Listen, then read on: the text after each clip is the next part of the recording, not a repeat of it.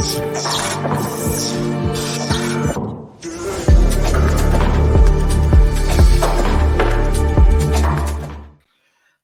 and welcome back to Up the Villa podcast. If you are new to our channel, subscribe, drop this video a like and get involved in the comment section down below. So it is your last opportunity to vote for us for the Football Content Awards. Sunday is the deadline. If you do normally watch our content and you haven't voted, here is how to do it. So head over to footballcontentawards.com. You need to just find this little part here on their website, click on it. Scroll down to the voting page. We are entering best new content creator. So you type in new TV podcast, scroll down to the bottom, just agree to their terms, and that is your vote. So that is all we are asking for you to do. So if you can go ahead and vote for us, it'd mean the world to me.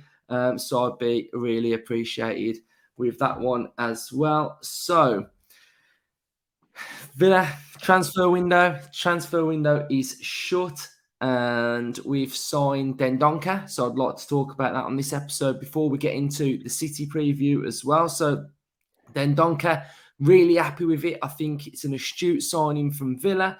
I think he fills the void of what we need, a very assured central midfielder. He's destroyed us in the past. He adds a physicality, a height, a stature, what we need, a presence in midfield. So I think this one is a very, very good signing, and I'm really happy that we could get in a central midfielder. So I'm buzzing that we managed to get him in, and it looks like Douglas Louise is staying. It was a bit of a touch and go deadline day for us with Louise. The three bids went in. Villa held firm, didn't sell. And I think it was crucial that we did not sell on deadline day if we couldn't bring in a replacement. So I'm happy to see Louise stay.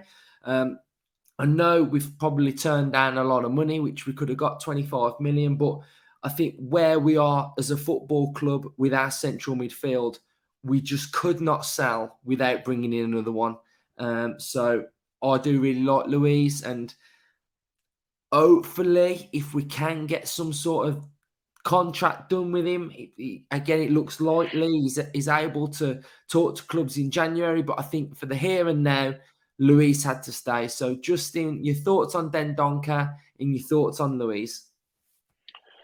Yeah, I think the Dendoncker deal is a good one. I think for £13 million, you're getting a very, very experienced international centre midfielder, can play numerous positions.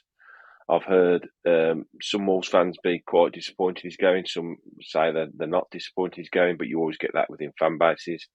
I think he will play different positions for us. I say he can play centre half, he can play defensive centre midfielder. I think that's his number one position is the DCM. So whether that means that we might have a shift to maybe double pivot, I don't know.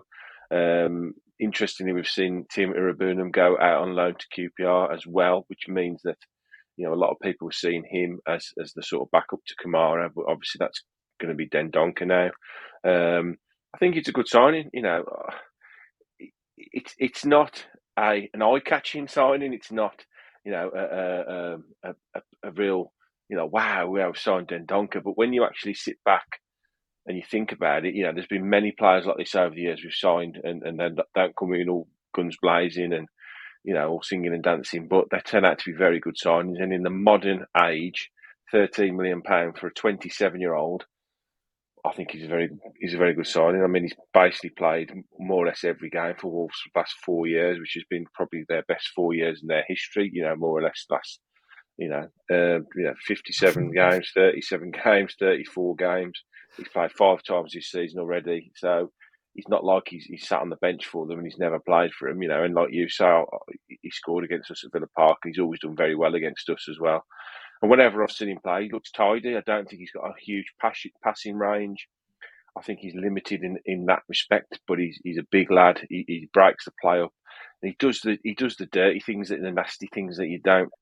They're not eye-catching, are they? But they're very important to every team. So I think it is a good signing, and we are leaking goals. We don't look that secure at the back. So I think anything like that is just going to help us, isn't it?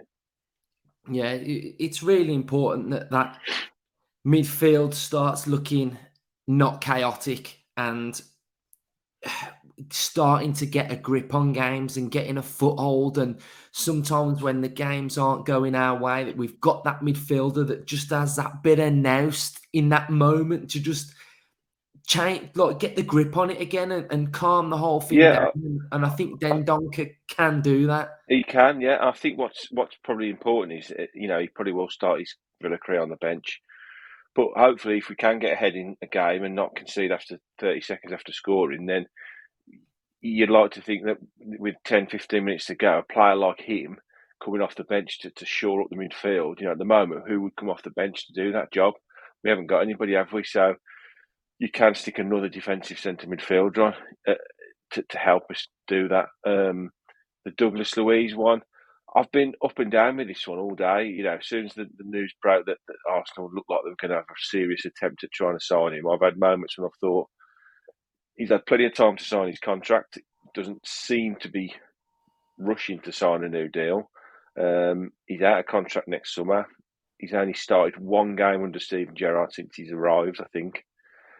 And I think, for 25, 30 million pound, is an argument that we probably should have cashed in on him. But then you're thinking everything that's come out today, all day, is nothing from the club, nothing from Louise, and nothing from his agent. It's all been, hearsay, what people are saying. So can the club persuade him now to sign that deal? Possibly. I think a couple of the more trusted accounts, I think Percy has said that there is still a possible chance he could sign a new deal. And, he is an important part of our squad, isn't he?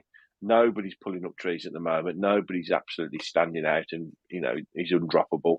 So I think at the moment, the position we're in, we need all the help we can get. So I think unless there was a ready-made replacement to come in, I think he's probably best that we do keep him. And it's Yeah, a strong play from Villa, isn't it, as well? yeah. It is a Well, strong play from the club. it's strong, a firm stance from Yeah. Perslow, Lang, that we won't be bullied into selling, and we've got to do what's best. We've got to do what's right, what they feel right for Villa, and what's best for Villa. And I was just simply looking at it, thinking Ramsey, McGinn, Kamara, and Dendoncker until Jan or till the end of the season. It's too light for me. So with Louise in there now, I would possibly say that our best midfield three is Kamara, Dendoncker, and Louise. I think they're our three best central midfielders at the minute. And we've seen against West Ham and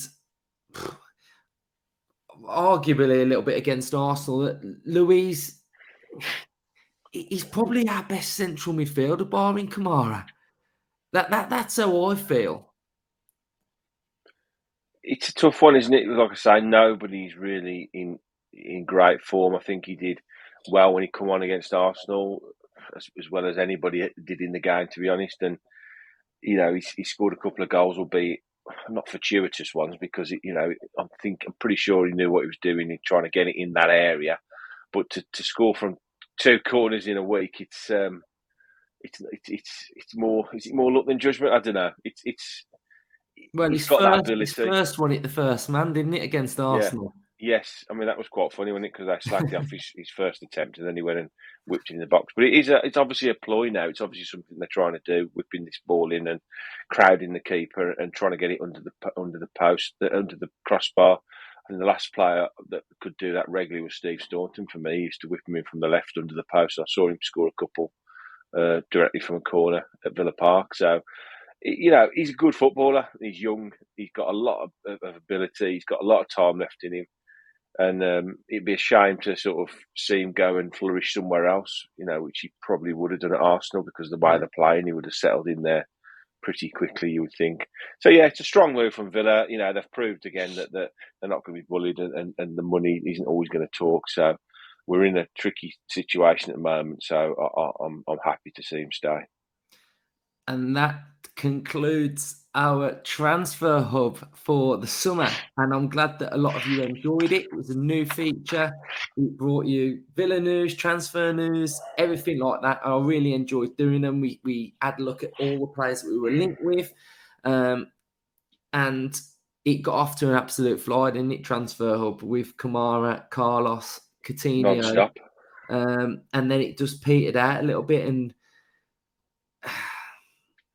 I don't know whether we're going to cover at some point the overall transfer window, but I think for me, I think overall I'm a bit disappointed. Yeah, If I'm brutally honest. I think I don't think we after are the going to start we cover had, it, so we might as well just touch on it now. yeah, If I had to rate the window and Carlos's injury as well, I'd probably give it. I'd give it a 5, flat 5. I think if you're looking at clubs like West Ham, the business that they've done, yeah. fantastic, absolutely fantastic. And Forward they've thinking, built on a good season last year, haven't they? With solid players, haven't they? going for levels. It all to me it feels like we've tried to get the right player. We've tried to get the players that are going to improve and come in for the first team. There's probably a lot of deals that we've tried to do that we've tried and we've been speaking and we don't know about, but I don't think we've kicked on enough and done enough. So yeah, I'd give it a 5 for me. Just what would you give it, Justin? I think I would be about the same, to be honest. I think after the start we had, obviously, the Coutinho deal, getting that done quickly at what we all agreed was a good fee. A few sort of squad players, Olsen for 3 million, Augustinson on loan.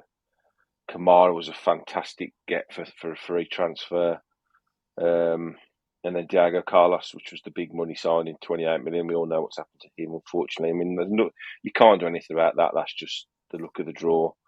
And the last bit, Dendoncker for 13 million, I think is good deal. And Bednarek, hopefully that goes over the line.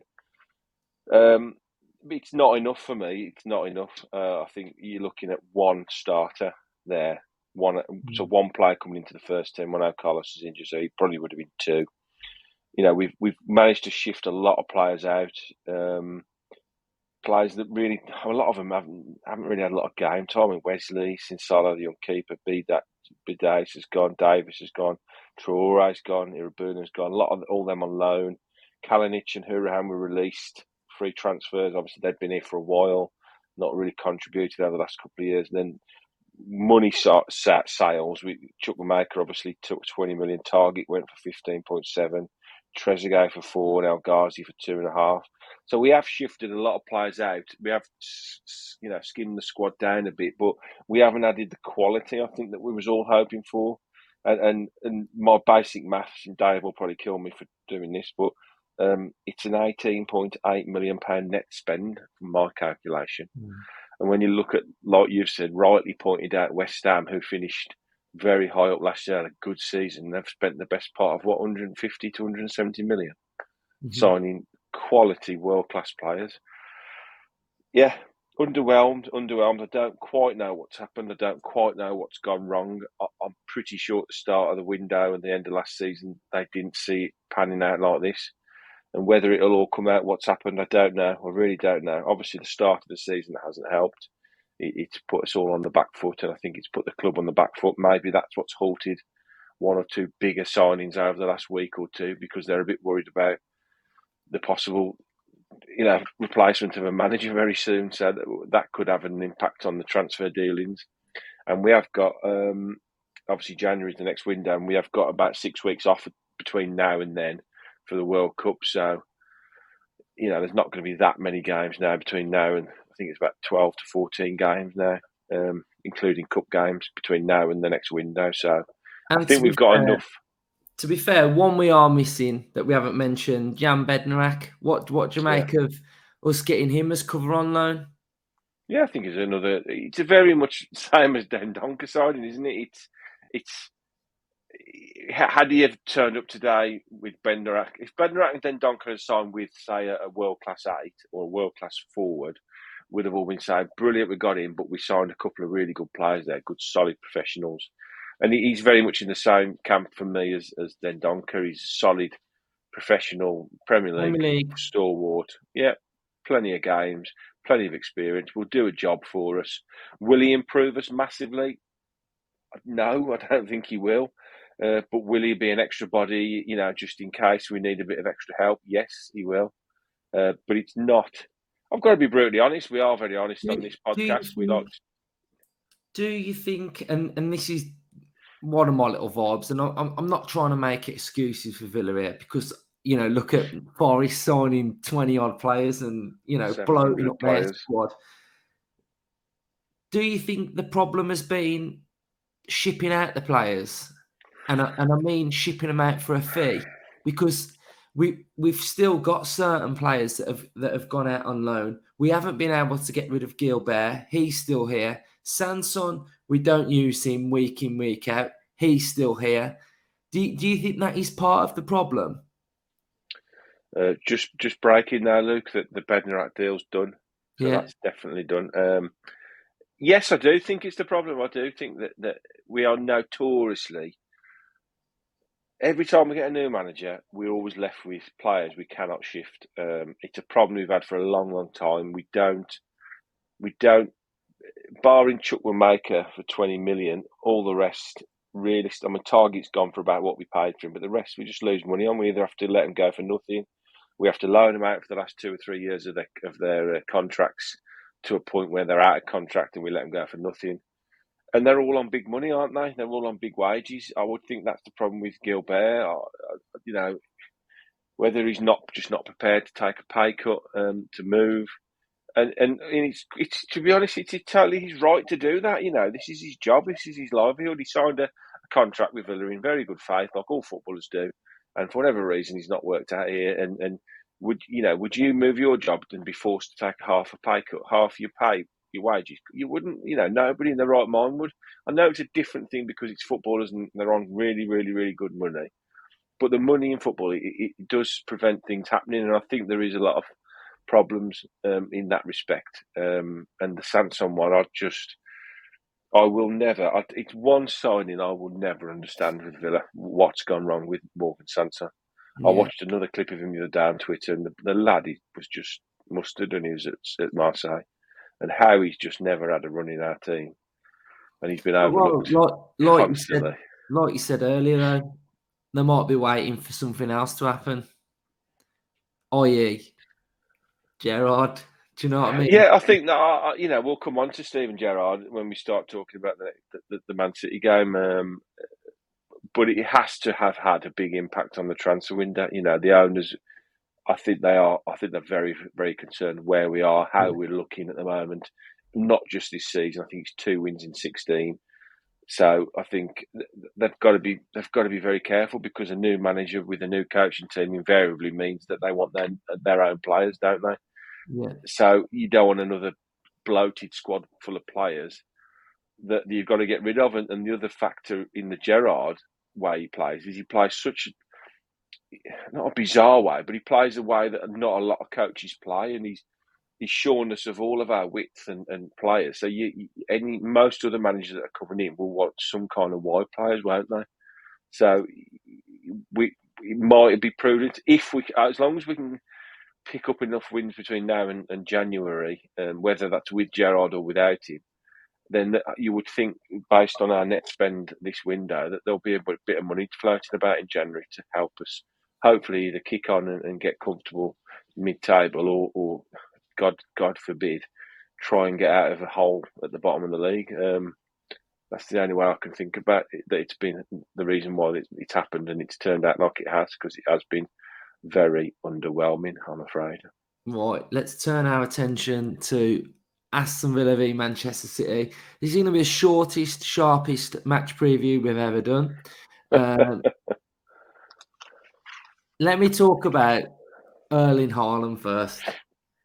What a player. What a striker he is. He's absolutely fantastic. I remember me and my brother, one thing me and my brother like about Haaland was when he was at Dortmund, when he used to do them volleys from the edge of the box, and he used to just slap that net. That noise is a fantastic noise, and I think it's going to be happening at Villa Park on Saturday. To be fair, Well, it's pretty odds on, often, isn't it? because His record so far. he's phenomenal. Haaland so far this season is averaging a goal every 44 minutes. Was it 9 in his first 5 games? Yeah, 2 he's class. consecutive hat-tricks. He's class. So What brace. let's just have a little look then at some of this Just then. fine. So let's go with Man City's strengths. Finishing, scoring chances, very strong. Creating chances using through balls. Haaland gallops onto them through balls at the minute. Coming back from losing positions, they've done it numerous times so far this season. If you go 2-0 up, it's not enough. You need to be going 3 or 4-0 up to get anything from the game. Once 5 they or get 6. one goal, that is it. It's steamroller mode. Attacking set pieces, protecting a lead, aerial duels, defending set pieces. Their weaknesses, stopping opponents from creating chances. They control the game in the opposition half, which I'm going to show you something in a second. Short passes, possession of the football, attack through the middle, attack down the left, attack down the right. They're just too good, to be fair. And this is what I'm going to talk to you about, controlling the game in the opposition half, average position from the game against Nottingham Forest. Look how many players are in the opposition half. It's quite narrow though, isn't it? They just smother you. But Yeah. the out ball, and Newcastle did this on numerous times, the out ball out wide, here and here, the pocket here, St. Maxim ran at them for fun. If you can find your attackers, either a Watkins or a St. Maxim in this position here, you can hurt them. But you got to find them. So for You've got to me, get the ball first. a Bailey or a Watkins, a willing runner in that area, could pose a threat. Against Forest, the threats came down the left, down the right, down the middle. They're just fantastic. Erling Haaland so far this season has got a rating of 8.14. And some of his stats so far, he's played 5 games, 9 goals, goal frequency every 44 minutes, goals per game, nearly averaging. Per game. Nearly 2 goals per game. 2 goals per game. Shots per game, nearly at 5. Shots on target per game, 3 virtually. And we've got any more. I think we had one more. No, we haven't got any more. So that is your lot on Erling Haaland and Manchester City. Very, very worried about the game, because I just think it's going to be really difficult, isn't it, for Villa to compete and get anything from it, isn't it, Justin? I wasn't looking forward to it before you did that. Now I'm really not looking forward to it. Yeah, it's look, they've destroyed some of the best teams in Europe. Let's not beat around the bush, and they do it regularly. They regularly score 4s, 5s, 6s against anybody, and if you let them get ahead, they just keep going, and they steamroll you, and they're just ruthless. They're relentless. They're a freak. They're a freak of nature when they get going. And even at our best, even if we was playing supremely well and won every game this season, it would still be an unbelievable test for us, as it's been every single time we've played them since we got promoted. I think we're in for a beating. I think that's a pretty obvious thing to say. I hope it's not an embarrassing beating. You know, what is an embarrassing beating by City? 5, You're talking 6. into the... Well, yeah. I don't think that's that embarrassing, to be What I would honest. I think say, they can beat Justin, Liverpool 5s and 6s. I think the last 3 times we've played Man City, we've only lost by 1 goal. Yeah. Which I think... is not bad. Still crap. It's not at all. You know, we're talking, like I say, we're talking about a freak team, and it's the 2 games a year I just don't look forward to playing them against them, because we've not done terribly against them.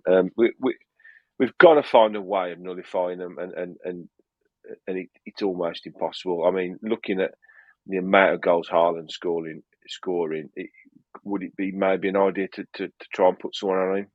Because everything he's going through at the moment, they're just trying to find him all the time. He's scoring every kind of goal. He's a 2-yard knock in. He's a 20-yard smash in the top corner. He's got the lot. Headers. He holds the ball up well. He's got pace. He's just a freak, isn't he? He's like sneak off Game of Thrones, isn't he? When they get the ball to him and he starts running through him. Could we put someone on him? Maybe, but then you nullify one threat with City, and they've got 6 others running at you, haven't they? And if they don't beat you one way, they'll go around the back, or they'll go around the sides, or they'll go down the wings, or they'll pass you to death. I think we've just got to set up as strong as we possibly can. I think the likes. I think Conser's not in good form. I think he needs to be taken out of this game. If Bednarek, which he's just signed, I think it's time for him. He could, would it be the worst in the world chucking a player like him in, maybe even Dendoncker in, chucking them both in, playing two defensive midfielders, playing 2 big centre halves with Mings and Bednarek. I bet they're not on the system yet, are they? The new lads.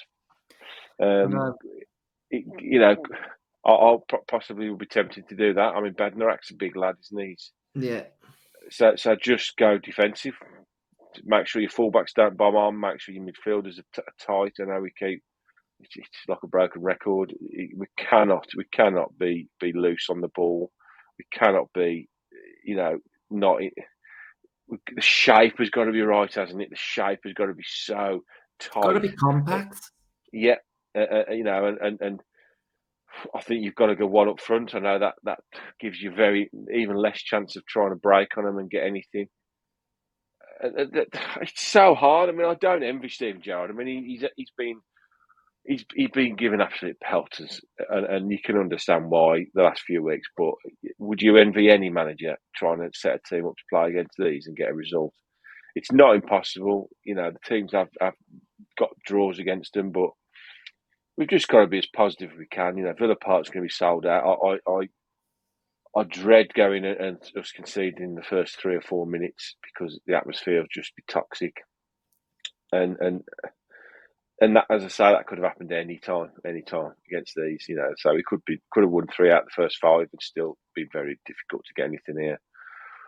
But yeah, I'd be tempted to chuck Dendoncker in the middle of the park with Kamara and just try and shore it up somehow. Yeah, I think you've got to be careful playing the likes of Buendia and Coutinho against them because they just get dispossessed. I think they have been this season. And new 2 signings as well. They haven't got to adapt to the Premier League. They're both been involved in the matchday squads. They're both fit. They're both ready to go. So, I mean, let's have a look at this then. So we're going to tie in the predicted lineup with the match preview just because time-wise, we played midweek as well. So I think we could all agree that these players that we got already in the squad now are going to play. So, Justin. I'm saying Bednarek there. Yeah, I think Bednarek comes straight in. I think he comes, and I'd chuck Dendoncker straight in. I'd move to a double pivot next to Kamara. We've signed him now. The reason he's coming is because he breaks play up. He's coming in, and the other good thing about these 2 players is they're going to come in with a fresh attitude and a fresh sort of outlook on it. And that they haven't been at Villa, they haven't gone through the first 5 games, and they haven't lost all the games that we've lost. And hopefully it will give the crowd a bit of a lift seeing 2 new players playing as well. And hopefully they can bring a bit of a fresh sort of impetus into the team as well, and lift the players around them with something new. You might say it's harsh on the likes of Louise and McGinn and all them, but quite frankly now, I think it's open season. I don't think anybody's in a good enough form to deserve to start at the moment. I think you can just play whoever you want. So are we going for a 4-2-3-1? Oh, I know we picked that last week, and it's probably highly unlikely that he will pick that, but I think yeah. Yeah. I do. I think it's time. I think he's got to start learning from his mistakes. And against City, you've got to be compact. You've got to be solid. You've got to play your best defensive players in the best defensive areas. Mings, Bednarek, Kamara, and Dendoncker. That seems a solid 4 for me. A solid 4 in the middle of the park. So we're going Dendoncker. We're going Bednarak. Are we going Leon Bailey? I think so, because I think Bailey did impress me a little bit Yeah, the other night. I think he was one of the main threats when he come on. And I'd probably say McGinn maybe in the 10. But it could be a time to maybe leave Sanson, to leave Coutinho and Buendia out. I'm going mega defensive, and I know that yeah. it doesn't really help you because you can concede with 10 defenders on the pitch as quickly as you can concede with just your normal formation. And if you do go really defensive, I think you've got to be prudent. Honestly, you've got to cut your cloth accordingly. You've got to pick a team that's giving you the best chance of getting a result against whoever you're playing against. And against City, for me, you've got to play players that are going to work hard and be a bit. So here, are you going Buendia? I just don't think he impressed me enough the other day. I really don't against Arsenal. No, But I don't think Coutinho is either. I think they're both.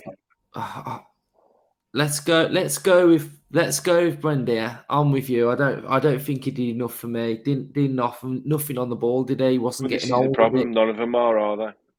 So let's go with this then. So we'll go with a 4-2-3-1, but obviously out of possession, it's going to be a 5 in More midfield. narrow, So, yeah, more compact. So Villa fans, let us know what you're going to go with. Head over to our website, drop your teams, and we'll get Ryan onto the new players when he's back off his holiday. So just before we go, then, what's your thinking on the Gerrard situation? I think what's your gut instinct? His interview was telling after the game. He looked different. He looked a bit flustered. He looked a bit lacking confidence in himself. I think my gut instinct is that we still need to get rid. I don't trust him. I don't trust his tactics. I don't trust what he's done so far. I think this window now, the last couple of days, has been telling. I think they've not backed him at all. I think we've made some solid signings because I think they're defensive signings. I don't think they're forward thinking. I think they've come in to shore us up a bit. So I think if a new manager did come in, they've got the creativity. We've got that in an abundance. And I think we've now got that bit of defensive nous about us. If it is tough, we're a bit more solid. So we've steadied the ship that way.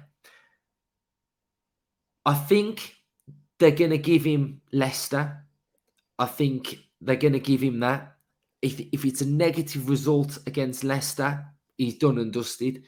If it was me, my opinion's still not changed. I'm not feeling it. I'm not feeling him. I just think if we did get a good result against Leicester, we'd probably go 2 steps back against Southampton at home and probably lose. I think it's gonna be like that. I don't like the vibe with him. That's my problem. I don't like that we didn't get off to a good start this season.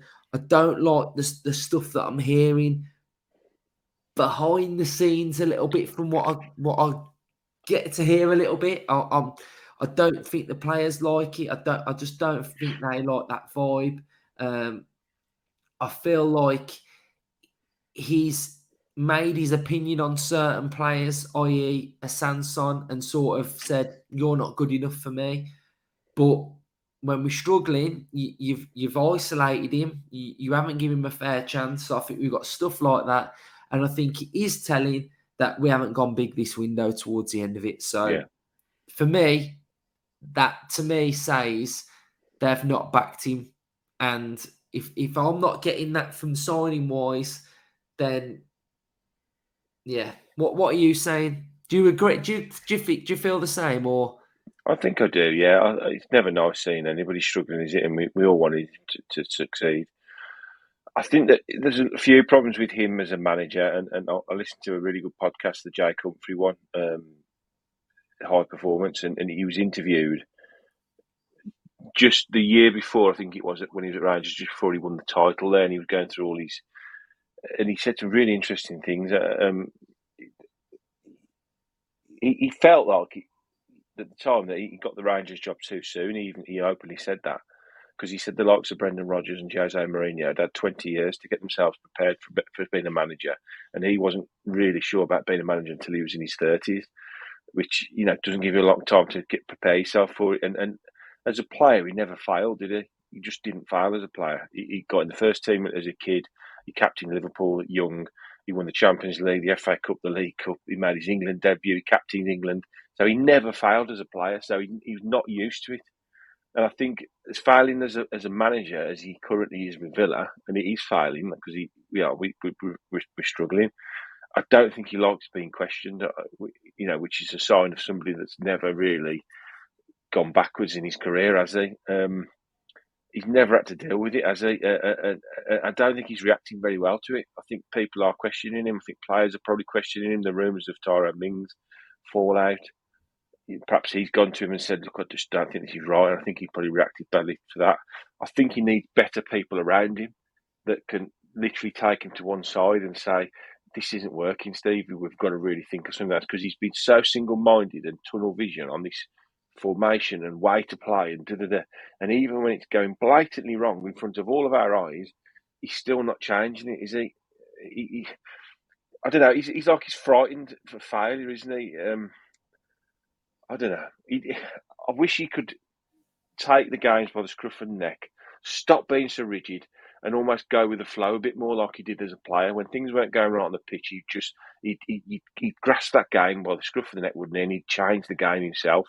And he doesn't seem to do that as a player, as a manager. He just sits in the dugout. You watch Arteta against Arsenal. He's up, isn't he? He's in the game. He's talking. He's moving. Gerrard sits back down, more, sits there talking to people. And I think he's just chasing perfection with Villa, and it's not happening. It's not happening with him. He found that easy as a player, but it's not coming to him as easy as a coach. And the questioning is, I think he's the problem. I think, and he's not doing very well with it. I think he was a top player, and I think being currently as a sort of rated as an average manager, he's not enjoying it, is he? I think he needs better people around him. And somehow he's got to try and tap into the mentality that made him such a good player, and bring that into the management side of his game. I think as a coach on the pitch and off the pitch. The problem I've got is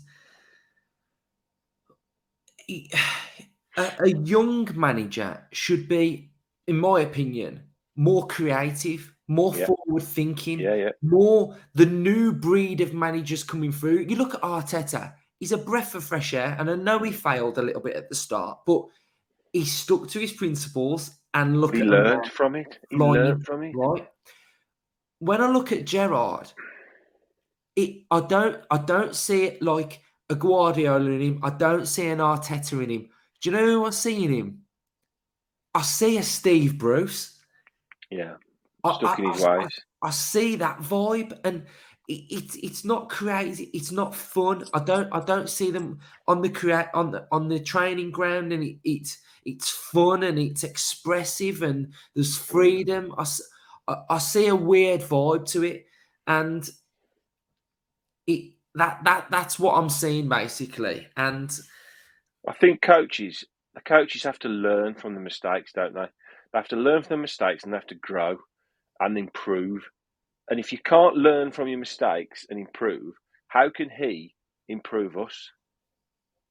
How can as a young coach, which he still is, learning on the job, if he hasn't looked at what he's done since he's been at Villa, and if it hasn't sort of been massively obvious to him that it just isn't working, then and he hasn't changed it, that's the worry for me and all Villa fans is we're watching what we're watching week in, week out, and every time we get to the next game, it's the same. It's the same. How did that happen? Had the first 3 games been as bad as they are and he changed it and tried something different, you'd say, okay, at least he's trying something here. My big thing, and I'm going to stick by this, and this is my thoughts. When Bale left, that was it. Right? Look where QPR are now in the Championship. Right? They're 3rd or 4th. And you look at Gerrard's managerial career, and he had Bill with him the whole time. Now, Yeah, Gerrard's only new into management, really, and yeah. already his sort of right hand man has disappeared.